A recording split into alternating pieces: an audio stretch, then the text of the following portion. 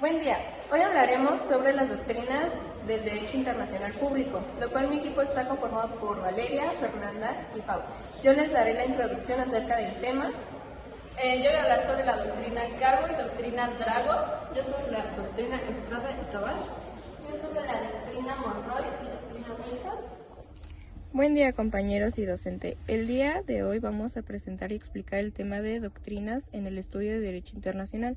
Varias de estas reflejan diferentes perspectivas y principios fundamentales que se encuentran en el ámbito de las relaciones internacionales. Entre ellas se encuentran las que a continuación serán explicadas.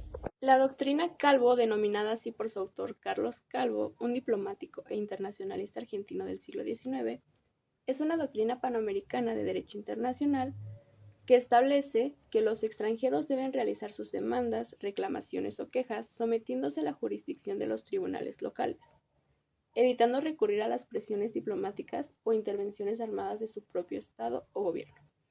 Es decir, que el extranjero renuncia a la protección diplomática de su país y se adhiere a la local. Es importante destacar que esta doctrina ha sido recogida en varias constituciones latinoamericanas. Ahora bien, hablaré un poco acerca de la doctrina Drago.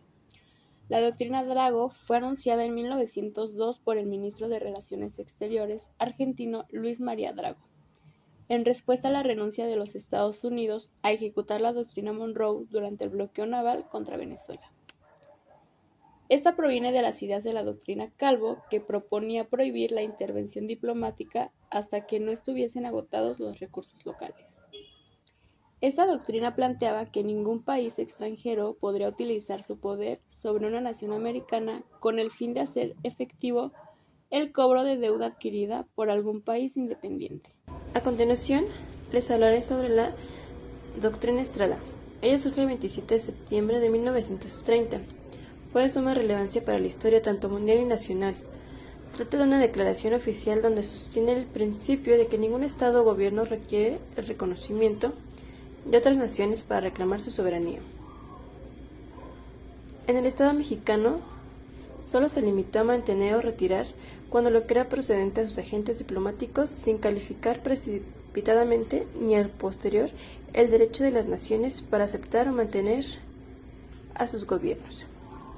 Lo que esta doctrina rechaza es la práctica de reconocer o no a los gobiernos que llegan al poder por un medio que no es previsto en la Constitución respectiva, pues de esa práctica se han aprovechado algunos gobiernos poderosos para obtener ventajas de los países débiles.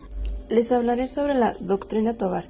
Es una doctrina americana formulada en 1907 por el canciller de Ecuador, Carlos Tobar, a través de la cual un Estado deberá negarse a reconocer un nuevo gobierno formulado inconstitucionalmente. Se conoce también como la doctrina de la legitimidad democrática o doctrina de legitimidad constitucional. Esta doctrina produjo una respuesta muy poco favorable entre varios líderes latinoamericanos de la época. Recibió críticas en el sentido de que era intervencionista. Esta doctrina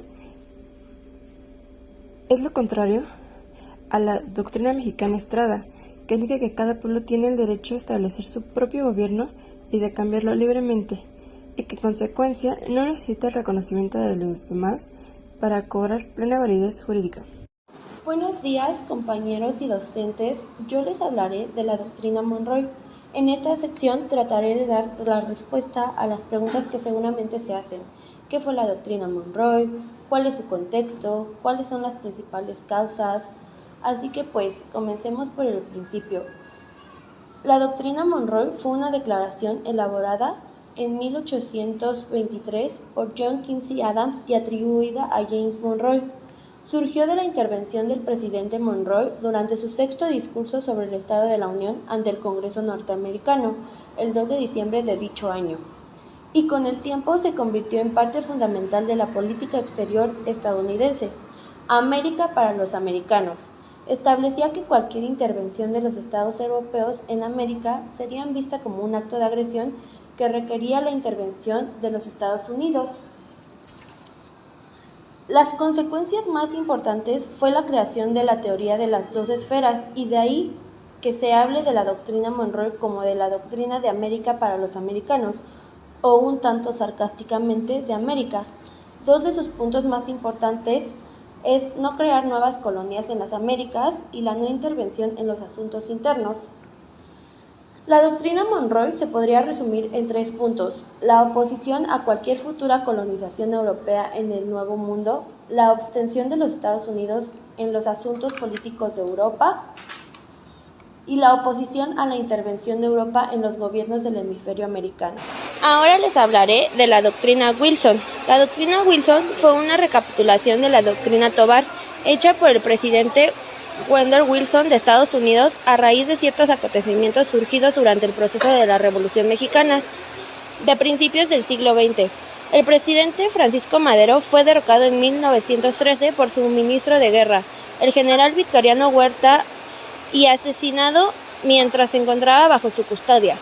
México entero se estremeció por el crimen, cuyos artífices fueron el viejo y astuto general, que había traicionado al presidente y al alcohólico embajador estadounidense en México, Henry Wilson. El presidente Wilson se negó a reconocer al nuevo gobierno. Dijo que no podemos experimentar simpatía por los que tratan de apoderarse del poder del gobierno en beneficio de sus intereses o ambiciones personales. Somos amigos de la paz, pero sabemos que en estas circunstancias no puede haber una paz duradera o estable.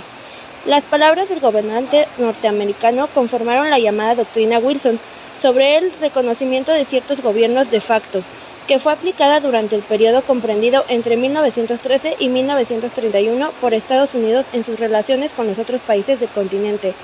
En el mismo año de 1913, el secretario de Estado William Jennings Bryan explicó esta doctrina y dijo que el único propósito de los Estados Unidos es asegurar la paz y el orden en la América Central, tratando de que el proceso de su autonomía no se interrumpa ni sea dejado de lado.